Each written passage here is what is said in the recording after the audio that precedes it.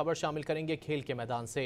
दूसरे वनडे में वेस्टइंडीज़ ने पाकिस्तान को 5 विकेटों से शिकस्त दे दी। ट्रिनिडेड तारोबो में खेले गए बारिश से मुतासर दूसरे वनडे में वेस्टइंडीज़ ने टॉस जीतकर पाकिस्तान को बैटिंग की दावत दी तो आगाज़ अच्छा न रहा।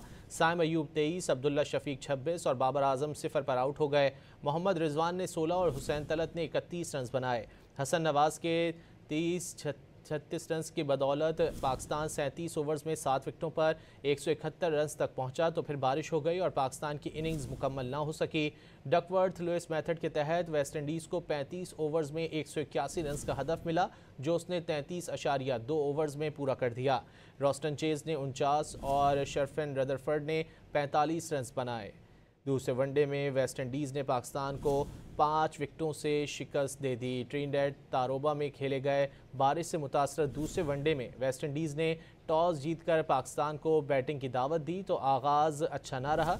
साइम अयूब 23, अब्दुल्ला शफीक 26 और बाबर आजम 0 पर आउट हो गए, जबकि मोहम्मद रिजवान ने 16 और हुसैन तलत ने 31 रन बनाए।